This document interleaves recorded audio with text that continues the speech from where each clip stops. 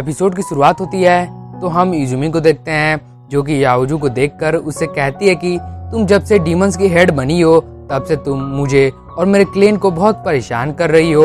मैं तो सिर्फ अपने क्लेन के साथ यहाँ से जाना चाहती थी, पर तुम हम लोगों को अकेले नहीं छोड़ रही हो, यहाँ तक कि तुम मेरे पूरे क्लेन को खत्म करना चाहती हो।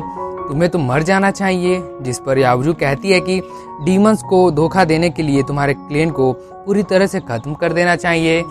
जिस पर इजुमी बोलती है कि तुमने हम सबको परेशान करके रखा हुआ था और हमें अच्छे से ट्रीट भी नहीं करते थे, और अभी तो सिर्फ मेरे मून फॉक्स क्लेन ने तुम सबका साथ छोड़ा है, पर तुम देखना बहुत जल्द बाकी के क्लेन भी तुम सबका साथ छोड़ देंगे।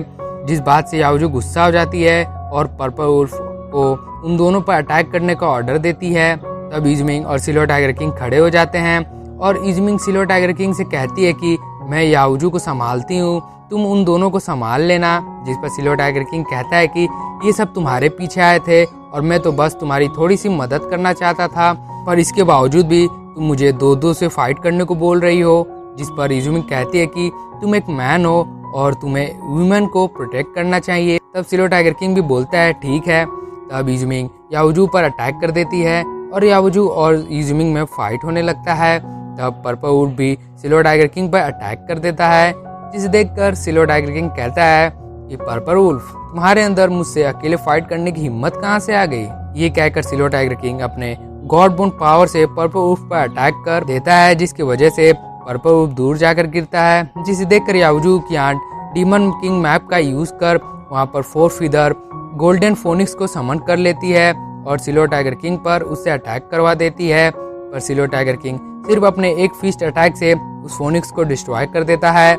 तब याओजू की आंट सिल्वर टाइगर किंग पर अपने पावर से अटैक करती है, तो सिल्वर टाइगर किंग भी अपने 1 फिंगर प्लम ब्लॉसम स्किल से याओजू की आंट पर अटैक कर देता है और उसे इंजर्ड कर देता है, जिसे देखकर याओजू रुक जाती है। पर तभी पर्पल वुल्फ किसी स्किल का यूज करने लगता है, जिसकी वजह से वहाँ पर चारों तरफ बहुत ज्यादा ऑरा और थंडर रिलीज होने लगता है, जिसे देखकर सिल्वर टाइगर किंग कहता है ये स्किल थोड़ा पावरफुल लग रहा है, अब मजा आएगा। पर तभी इजमिंग सिल्वर टाइगर किंग को लेकर वहाँ से भागने लगती है, तो सिल्वर टाइगर किंग पूछता है तुम ऐसा क्यों कर रही हो। जिस पर इजमिंग बताती है कि ये एक फॉरबिडन टेक्निक है और क्या तुम इससे हरा पाओगे। जिस पर सिल्वर टाइगर किंग कहता है कि ट्राई कर सकते थे। जिस पर इजमिंग कहती है कि फालतू की बातें मत करो और यहाँ से जल्दी से चलो। तो याओजू भी पर्पल वुल्फ को उन दोनों के पीछे जाने का ऑर्डर देती है और वो भी सिल्वर टाइगर किंग के पीछे जाने लगती है। तब थोड़ी देर बाद इजमिंग और सिल्वर टाइगर किंग एक जगह पर आकर खुद ही रुक जाते हैं, जहाँ पर वो तीनों भी आ जाते हैं। तब याओजू इजमिंग से बोलती है कि क्या तुम्हें पता है कि यहाँ पर 50 किलोमीटर के दूरी तक यहाँ पर एक भी कोई डेमनिक बीस्ट मौजूद नहीं है। जिस पर इजमिंग कहती है मुझे तो नहीं मालूम, पर क्या तुम्हें मालूम है। तो सिल्वर टाइगर किंग सोचता है कि ये दोनों फिर से स्टार्ट हो गए।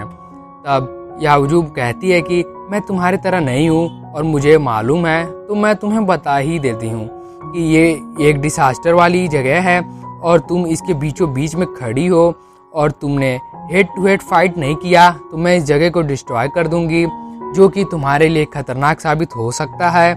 जिस पर इजमिंग बोलती है कि मैं तुमसे नहीं डरती हूँ, और रही बात कि इसको खतरा होगा तो मैं तुम्हें बता दूं कि बहुत जल्द पर्पल वुल्फ के फॉरबिडन टेक्निक के यूज करने का समय खत्म होने वाला है, तब तुम जरूर खतरे में पड़ जाओगे। इजमिंग की बातें सुनकर याओजू बहुत गुस्सा हो जाती है और इजुमी को अटैक करने के लिए याओजू अपने स्वॉर्ड से वहाँ पर एक फॉर्मेशन बना लेती है, जिसे बहुत ज्यादा ऑरा रिलीज हो रहा होता है। पर तभी एक आवाज बहुत गुस्से में कहती है कि किसकी इतनी हिम्मत हुई कि वो हमारे क्लेन के दोबारा लौटने में रुकावट बन रहा है, और वहाँ का जगह भी पूरी तरह से हिलने लगता है, जैसे मानो कि अर्थक्वेक आ गया हो। तब इजमिंग कहती है कि और कौन, मैं डीमंस की हेड याओजू हूँ। तब वो आवाज और भी ज्यादा गुस्से में कहती है कि तुम डीमंस बार बार हमारे क्लेन को प्रोवोक कर रहे हो, लगता है कि तुम लोगों की मरने की इच्छा बहुत ज्यादा हो गई है, तो चिंता मत करो, जैसे ही मेरा क्लेन वापस लौटेगा तो हम सबसे पहले तुम्हारे क्लेन को ही पूरी तरह से खत्म कर देंगे।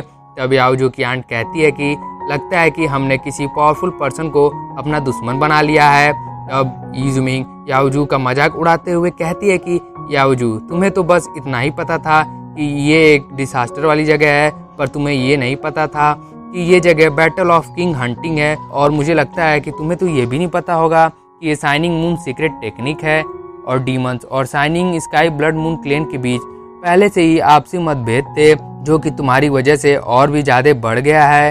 और इस बार तो डीमंस और shining sky blood moon clan के बीच फाइट होकर रहेगा, जिस पर यावजू गुस्से में कहती है कि तुम्हें ये सब बहुत पहले से मालूम था और तुमने ऐसा जानबूझकर किया है। जिस पर इज़ुमिन कहती है कि हाँ बिल्कुल, और वैसे भी तुम मेरा क्या कर लोगी, और तुम्हारा ऐसा चेहरा देखकर तो मुझे और मजा आ रहा है। और ये सब तुम्हारे ना पढ़ने का नतीजा है, और ना पढ़े हुए भी तुम ऐसा दिखावा करती हो कि तुम्हें बहुत कुछ मालूम है, तुम एक कितनी नॉलेजेबल पर्सन हो। मुझे तो समझ में नहीं आता है तुम्हारे जैसे लोग डीमंस का हेड कैसे बन गए। और तुम तो मेरे क्लैन को भी खत्म करना चाहती थी, पर अब तुम इसके बारे में बस सपने देखते रह जाओ। इज़ुमिन की बातों से यावजू का गुस्सा 7वें आसमान पर पहुंच जाता है, तो वो पर्पल वुल्फ को अटैक करने के लिए भेज देती है। तब सिल्वर टाइगर किंग भी अटैक करने के लिए जाने लगता है, जिसे देखकर इज़ुमिन सिल्वर टाइगर किंग से कहती है कि माना तुम पावरफुल हो, पर तुम पर्पल वुल्फ को इस हालत में कैसे डिफीट करोगे। पर सिल्वर टाइगर किंग इज़ुमिन की बातों को नहीं सुनता है और पर्पल वुल्फ पर अटैक कर देता है, और वो दोनों ही एक दूसरे पर अटैक करने की वजह से थोड़ा पीछे हो जाते हैं। तब सिल्वर टाइगर किंग कहता है बहुत अच्छे, अब तो तुमसे फाइट करने में मुझे बहुत मजा आ रहा है। और सिल्वर टाइगर किंग के ये कहते हैं हमारा एपिसोड यहीं पर खत्म हो जाता है। दोस्तों अगर आप लोग को वीडियो अच्छी लगी तो प्लीज वीडियो को लाइक और चैनल को सब्सक्राइब कर दीजिएगा। तब तक के लिए मिलते हैं नेक्स्ट एपिसोड में, तब तक के लिए सायोनारा।